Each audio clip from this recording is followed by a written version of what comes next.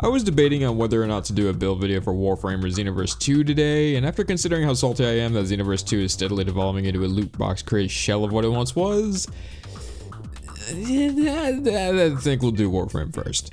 Now, if I was going with suggestions like I normally do for Warframe builds, I'd be doing one for Limbo right now, but a certain other frame that I've always loved to death got a ridiculous buff recently, and I really want to talk about him. So screw it. Let's talk about Atlas. So where do you get his parts? You buy him. That's it. You just buy him. Hey, don't you get him by farming the Jorda skull? Nope. No, you don't. There is no assassinate mission. Nope. It doesn't exist. But I can see it right there. Shut up! He doesn't exist. No. He just...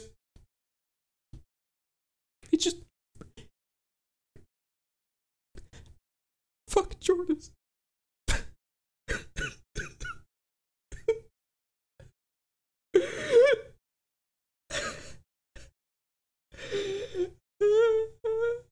Warframe for the most part is very consumer first in its monetization, and it rarely feels like I'm being herded towards my wallet just to enjoy the game. But the introduction of Atlas and his accompanying questline is one of the few instances in the game that made me audibly shout, "What the fuck?" Yes. To get Atlas without spending platinum, you need to farm the J3 Golem assassination for his parts.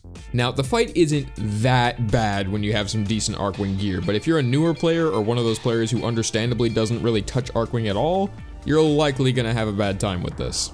But if you wish to preserve your sanity and happen to have 275 platinum on hand, just get him off the market. Thankfully though, the end product of that nonsense is an amazing blend of an unkillable titan and a crowd-clearing monster.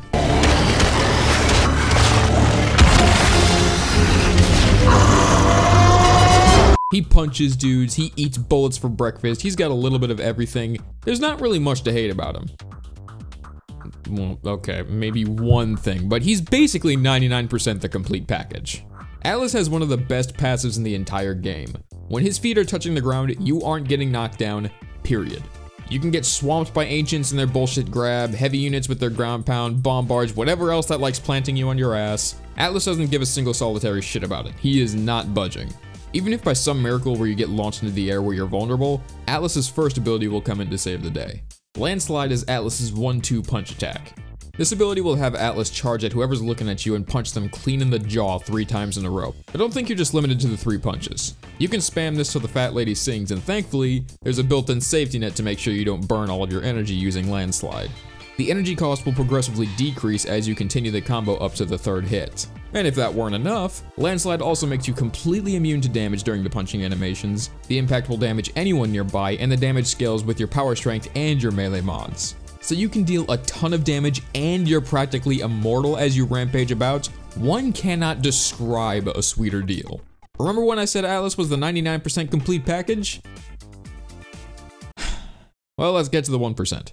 Tectonics is...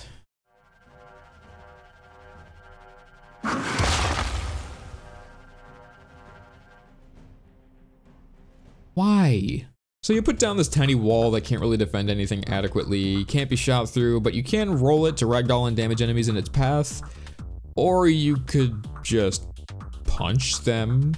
I really can't find a reason for why this ability even exists. You need the augment to make this even remotely decent at defending anything, which is already a wasted mod slot that could be spent boosting your damage or your survivability. The roll is pointless, and sure, you can block that one small corridor that spawns a few throwaway enemies, but again, you can just punch them. It's fucking useless. On the complete opposite end of the spectrum is Petrify, which at one point was laughably pathetic, but is now arguably Atlas's best ability. Upon using Petrify, anything within range and your line of sight is immediately frozen in stone. You can also use Petrify on your Tectonics, God knows why, to make it tougher and allow it to roll faster, and you can also use it on your rumblers to heal them. But even better is that if you kill a petrified enemy, they'll drop a new thing called rubble, which will heal Atlas or boost his armor depending on whether or not he's at full health. Killing a petrified enemy with Landslide will net you even more rubble, and you can cap the bonus armor all the way up to 1500, which combined with Atlas's base armor, which can reach as high as over 1000, makes him a bit of a tough boy. Using his 4th ability, Rumblers, will do a short-range Petrify and will summon 2 stone titans to help Atlas. The Rumblers themselves don't do much beyond comically ragdolling enemies and taking aggro off of Atlas, but you can also manually detonate the 2 of them to deal some pretty pathetic damage in an AoE, and drop some rubble for you. There's not too many reasons why you need to cast rumblers at all, but it is kind of entertaining to watch them send enemies to orbit. Modding Atlas was interesting since his base ability stats are already really well rounded. I use Rejuvenation for the aura slot because nothing is more frustrating than trying to pick up rubble to boost your armor only to have it heal you when you're only missing 1 or 2 points of health.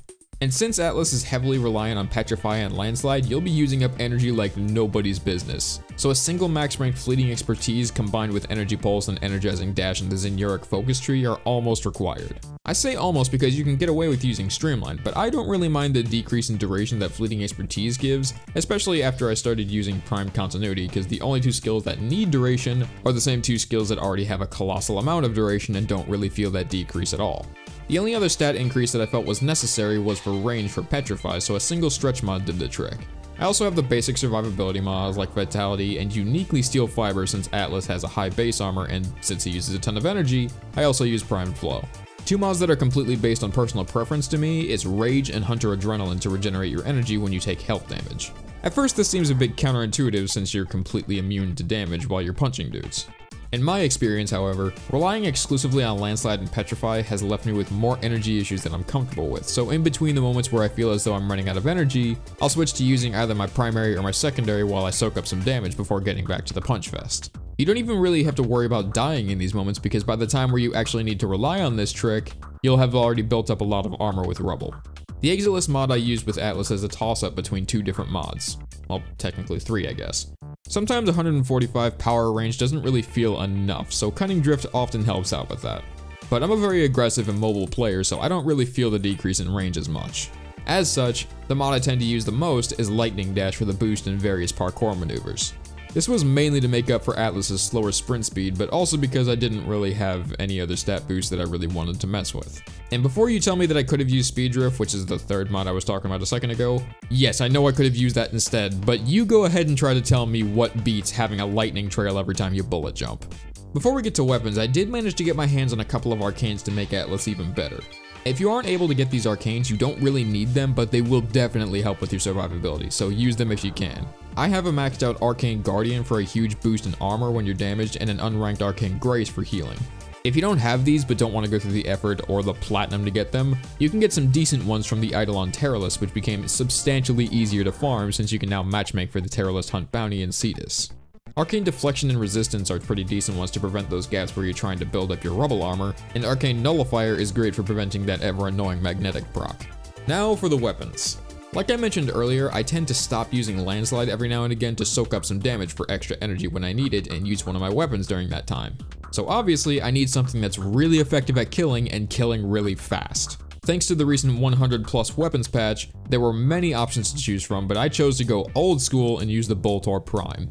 Before the weapon buffs, this weapon was already really good, but it started to fall behind after we started getting stronger and stronger weapons, and the Boltor Prime's poor status and crit stats just couldn't hold up anymore. After the buffs, however, the Boltor Prime quickly came back to announce that the king has come to reclaim his throne. Now it's a status machine with a really high base damage, and who honestly does not love pinning enemies to walls? My secondary weapon is one that I'm tending to default to more and more simply because it's just that good of a weapon. The Vacor Marilock is the Steel Meridian sidearm, which is really great in both status and crit, but the kicker is the Justice Syndicate proc that's on both non-melee weapons for the faction. Upon gathering enough affinity with the Vacor Marilock in a mission, the effect will kick in and release a blast proc in the area while at the same time healing you and giving you a boost in armor for 30 seconds. You won't really rely on this buff very often unless you're using it during the periods where you intentionally soak up some damage, but it's just a nice sidearm to have. The melee weapon to use was an interesting decision to make because Landslide scales off your melee mods. This isn't good for the melee weapon itself because not many weapons have a similar build on them to match Landslide that would be any better than what you might already have on the weapon you built for. So instead of finding something to match the build I would use to boost Landslide, I instead focused on Fashion Frame and not really the effectiveness of the melee weapon, and I put on the Techo sparring weapons because I think it looks pretty cool. The mods that don't work with Landslide are anything regarding attack speed or weapon reach, and anything with specific weapon effect buffs like Syndicate mods or something like Shattering Impact. Seriously though, why doesn't Shattering Impact work with Landslide since it's all impact damage? DE, this would be amazing to use with Landslide. Can we get a patch for this, please? Anyway, that's Atlas. He was already pretty decent before his rework, even though arguably more than half of his arsenal was completely useless, but right now he is absolutely fantastic as a sort of jack of all trades frame. He's a tank, he's a damage dealer, he's a crowd controller, he's a titan of stone, and something every Warframe player should try. If the J3 Golem wasn't such an asshole. As always with the Warframe build videos, by all means leave a suggestion in the comments for what frame I should do next. I promise I'll do it next time. I'm gonna try to get a Xenoverse 2 build video up soon, so look forward to that, and I'll see you next time.